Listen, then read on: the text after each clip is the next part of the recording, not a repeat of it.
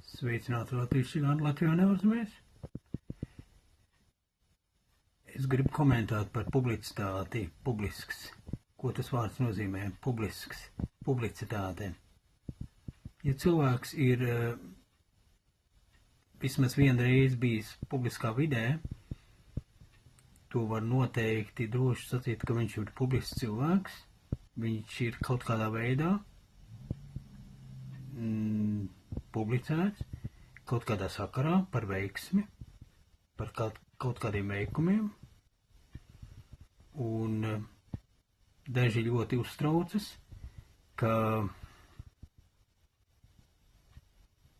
viņš ir pamanīts publiskā vidē. Tas viņu ļoti uztrauc. Es personīgi izmantoju šo informāciju, lai popularizētu čigānu kultūru, tieši romu jauniešus, bērnus, ģimenes, lai runātu par romu čigānu jautājumiem, ģimeniskajā kontekstā, par individuāliem sasniegumiem.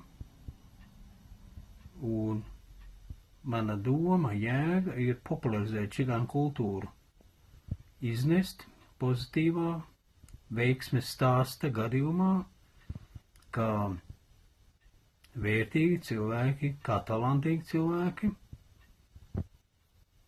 jo, ja nenesīs šīs te idejas laukās, publiski sabiedrībā, neviens nezinās ne par jums, ne par čigānu kultūru, un bez tā visa pirms manis kāds jau liek, un kas ir ļoti atbilstoši, liek vai nu kultūras pasākumu ietvarā, vai sabiedrības integrācijas ietvarā, vai sporta aspektā.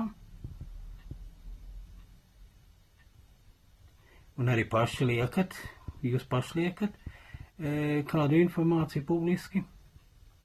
Tātad publisks nozīmē iznest šo domu, šo talantu, šīs spējas, šīs prasmes sabiedrībā, lai mēs visi cilvēki zinām, redzam, kas notiek čigānu pasaulē, kādi mēs esam, ka mēs esam vērtīgi, talantīgi, spēcīgi.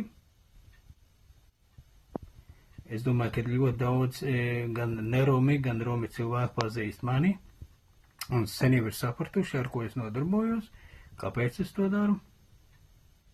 Es miksēju, es mēģinu radoši apstrādāt šo ideju, ne tikai savās interesēs, bet arī sociāli, sabiedriski, un lai arī popularizētu, un lai radītu kādus jaunus priekšstatus, kaut kādus jaunus pamatus, jauniem uzskatiem, jaunai attieksmei. Jā, kaut kā tā apmēram. Publicitāte ir laba lieta, ja viņa ir ar mērķi, ar konkrētu kontekstu, ar nozīmi, un tai nav nekāda slikta nozīmju, nekādu. Nu, ja cilvēks ļoti nevēlas, lai es personīgi lieku, tieši es personīgi, tad uzrakstiet man, tad es arī jūsu informāciju nelikšu, nerunāšu par jums. Jā.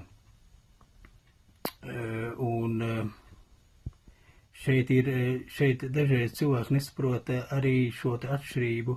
Ir publicitāte, ir datu aizsardzība. Ja tam ir kāds sabiedrisks konteksts, čigānu ģimenes vai etniskās minoritātes konteksts, ietvars un sabiedriskais mērķis, tam visam ir pozitīvs konteksts un jēga. Un šī publicitāte ir atļauta, bet ja es pieminu, teiksim, vārdu uz vārdu un norāda adresi un kaut kāds vēl citādāks personisko informāciju, tas nav atļauts. Tā ir tā personas datu aizsardzības nozīme. Un tam principā nav nekā tieši sakara ar publicitāti. Tā ir datu aizsardzības pārkāpšana. Bet publicitāte ir informēt, reklamēt, ziņot, saistīta ar to jomu, to nozari, ar to darbību, ar šo cilvēku padarīt spilgtāku, talantīgāku, veiksmīgāku, un tas arī izskaisa pozitīvas un vērtīgas idejas, un kādu varbūt iedvesmo, kādu iedrošina, iedvesmo, stimulē, rosina. Jā, kaut kā tā apmēram. Tā kā, mīļie cilvēki, Roma cilvēki, nesatraucieties, ja jums tiešām ir kādas antipātijas vai kāda nepatika pret to, ko es daru, uzrakstiet man personīgi, nav problēmas, es to sapratīšu. Un es arī nenorādu kaut kādas ļoti personiskas datus, kādu personisku informāciju, un nevajag taisīt tik milzīgu ažiotāžu. Un es principā sekoju pēc tām idejām, ja es redzu, ka vismaz vienreiz šis cilvēks ir publiski parādīts kaut kur, kaut kādā veidā, tas nozīmē, ka viņš jau ir publisks, un tad es nekādu jaunu lapspusi neatveru, un es arī kaut ko no jauna neizgudroju. Es vienkārši sekoju, es paspilgtinu, es pielieku enerģiju, pielieku emocijas, padaru šo cilvēku, šo jomu, šo nozari spēcīgāku. Tas principā arī viss.